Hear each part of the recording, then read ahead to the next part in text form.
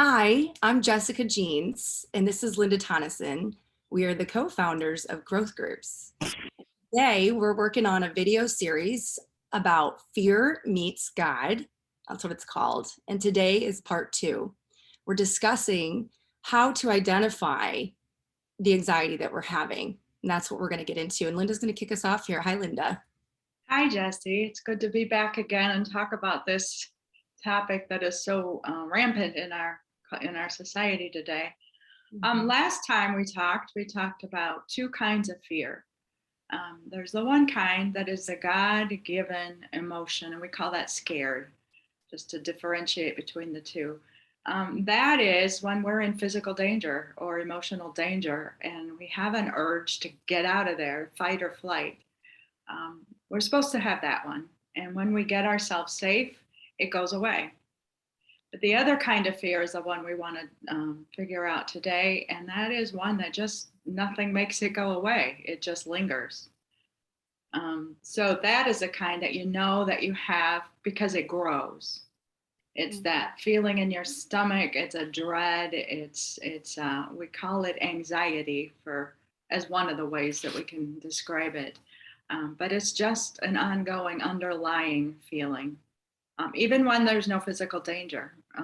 In reality, there's no physical danger around us. So we could call it anxiety. It's the sense that we are overwhelmed. It is feeling really stuck or trapped. And what we usually do with that feeling to help ourselves better, feel better, is to control. So if we could control what's around us, we find that maybe for a few minutes it feels better. The problem is we really can't control much, and especially other people.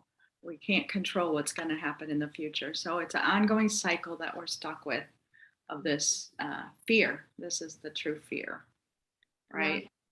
Yeah, that's exactly right. And we hear about how we should not fear. In fact, it talks about that in the Bible. Do not fear. Mm-hmm. How are we supposed to do that is a question we want to address today. Yeah. And there's a verse, well, we believe that this is referring to the state of fear, to being stuck in a state of fear that's tormented with lies we're going to get into. When we are predicting danger without evidence that there is danger, the body does it for many reasons. And so we're going to look at, and that's what we call anxiety, is just being stuck in a state of fear that's not serving us.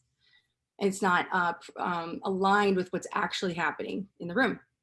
And so in 1 John 4:18 in the New American Standard Bible, it talks about how fear was sent to punish or torment us. So I'm going to read that verse here.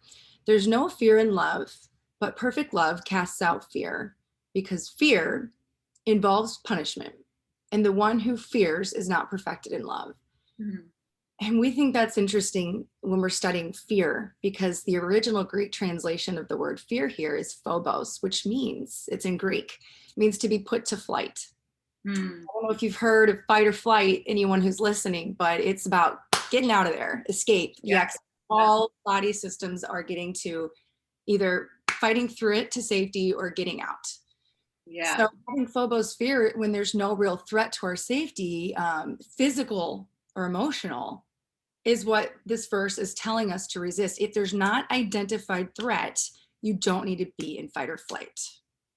That's it. So we believe that talking about anxiety in this way is that's something that's not from God. God gave us a hardwired system to be on alert, and we can honor that when there's risk. That's it. Yeah. But it's that state of the fear that is anxiety, that is meant to harm us, torture us, kill and destroy our lives. Yes. And so some ways that we experience it is when we're unprepared or behind. That's a stress that causes fear of failure. And there's the fear that can show up as overwhelm. If we're scattered, if we're stuck, we can show in fear. Animals are not very nice when they're pinned down under something. We sort of have an angry reaction when we're stuck. Unless you're showing me a way out, I'm not going to calm down.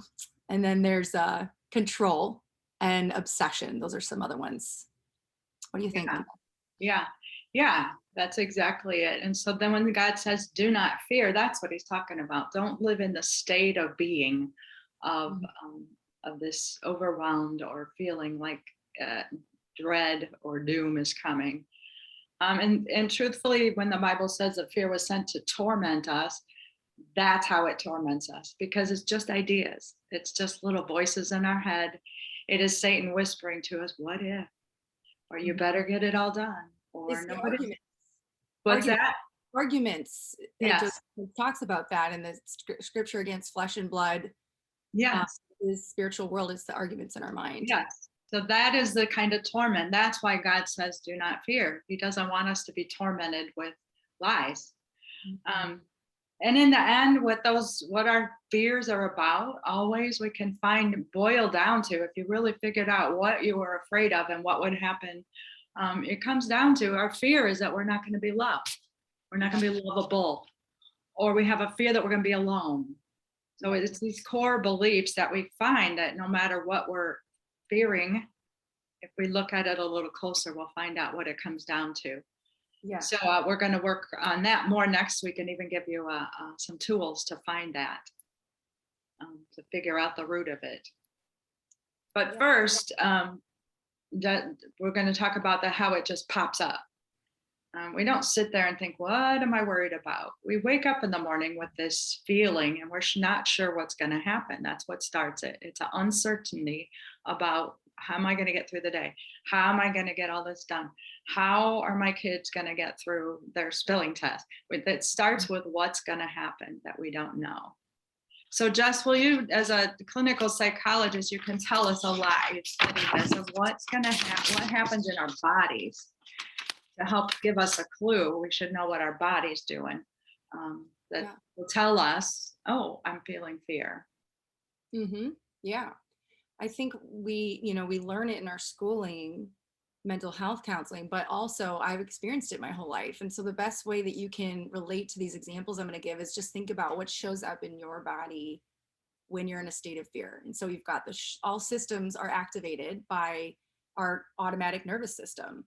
So if there's a risk of physical or loss or any threat, personal or relational, physical, losing someone, the body will trigger all the systems to go into fight or flight mode. So picture if you're going into a war, you're not eating for days, your body's clearing itself out. So you have the whole GI system, heartburn, nausea, having to go to the bathroom. Um, so that's happening. We're dizzy, we're nauseous. That has to do with our heart. It's changing its rhythm. All the blood is retracting to the center of our body. Our fingers are tingly. We're dizzy. It's the Mm, main organs that are holding our blood. So we've got the heartbeat, the short breath. Our skin is flushing. Our peripheral vision just gets blurred out. We're just looking for the exit. mm, Our hearing, people can lose hearing. A lot of times people have this out of body experience. There's two kinds. And that's about, if you're in a car accident, you might notice that you dissociate from the intensity. And it's a beautiful gift that the body has. yeah. And that is why we can get through hard things. It will kick into gear to protect your memory and the things that you need to get through. We're made for that. So that's what this system's about. And it's there. We think we're losing our breath and there's an elephant sitting on our chest and we're going to pass out and we're having a heart attack. It's the largest reason for emergency room visits is Mm, panic attacks. It's a fear something's wrong. yeah. It's one of the greatest torments. I feel that some have, the stories I hear about that sometimes sound more intense than the stories of someone who has a heart attack, a serious heart attack. Yeah. So that's that first thing we have to do is recognize, I guess my alarm system's going off. And we just start with that. We don't know when we're in fear necessarily, but the body does. And that's Right. controlling and obsessive and all the things. And we're like, wait a minute, I'm scared. Mm. Yes. And the reason it's so important to know what your body's telling you is because sometimes our heads don't pick up the clues. Sometimes in our mind, I think about myself in all of my years. It wasn't until I was maybe 35 that I got the feeling or the thought that I was scared. So when people would come up to me after I'd been in a crisis of some kind, people would say, "Weren't you scared?" And I'm like, "No, I'm not scared." I Mhm. couldn't identify with my head the feelings of scared until I learned that my body's telling me I'm scared, even though I don't know it. And so instead, what we do is tell ourselves solutions. So when we're scared, we start to make it go away by saying, I better hurry up. I'm not going to get it all done.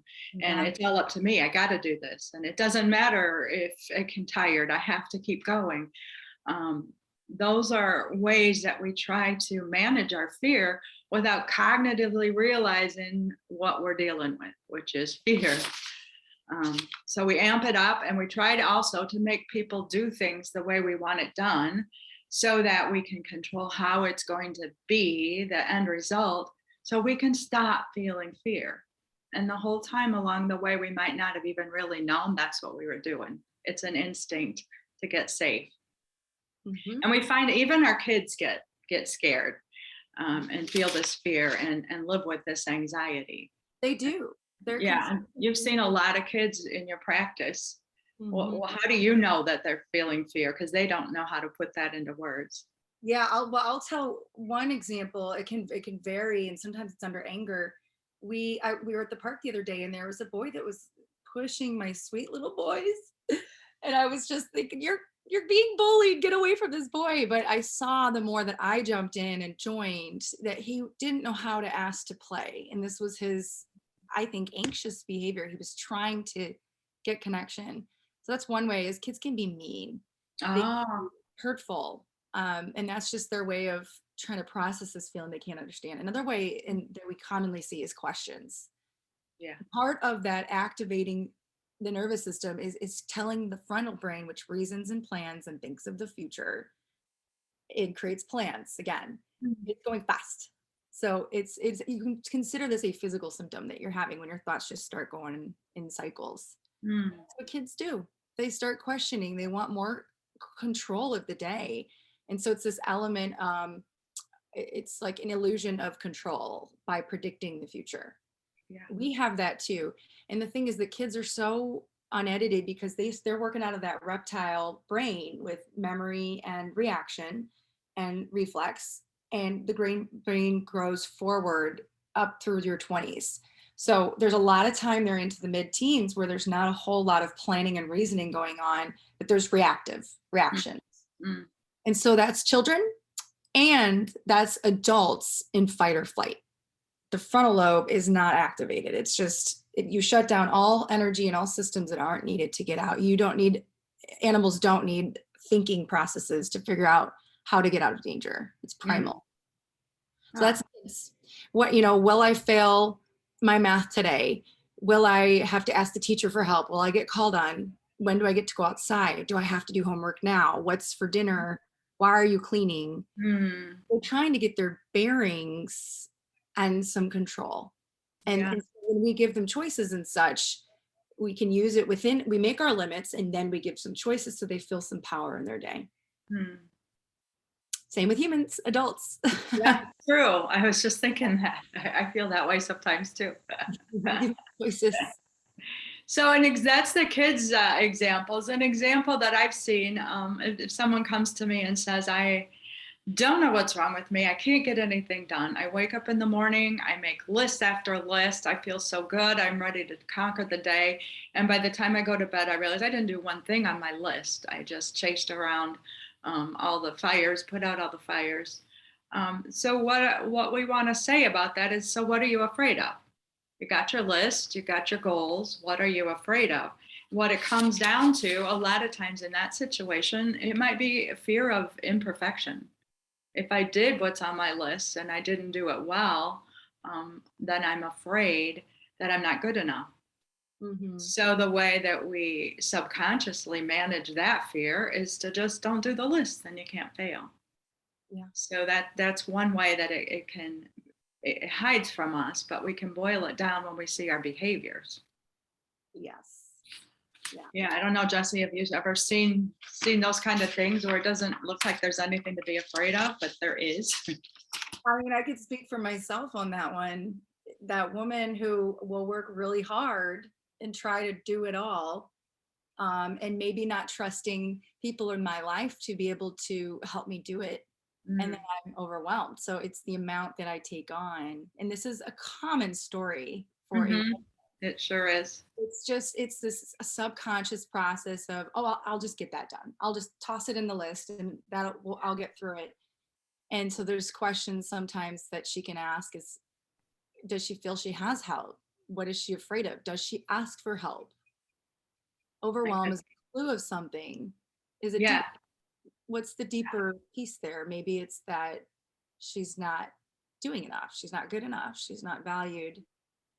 Those are questions we think about. And maybe there's other keywords that help you, the listeners, identify this in yourself. hmm, You feeling unprepared, overwhelmed, scattered, stuck, yeah. obsessed, controlling. Those are clues. Those are clues, right?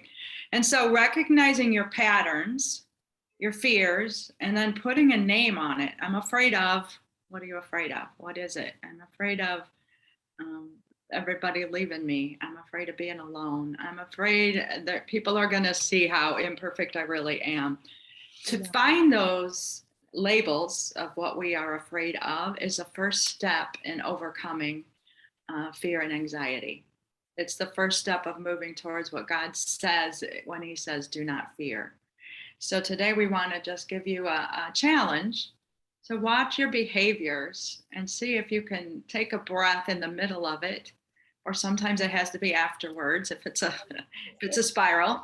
But to just evaluate, go back and look at yourself and study and say, what was I afraid of? And see if you can find it. Because next week we're going to learn, next time we talk, we're going to learn how to find the root of our fear. And we're going to talk further on our next video about how to find the truth. Yeah. So thank you for watching, and watch for us next time to give you tools and tips on how to find the truth of what's really going on. Right. All right. Bye, Jess. Good to see you.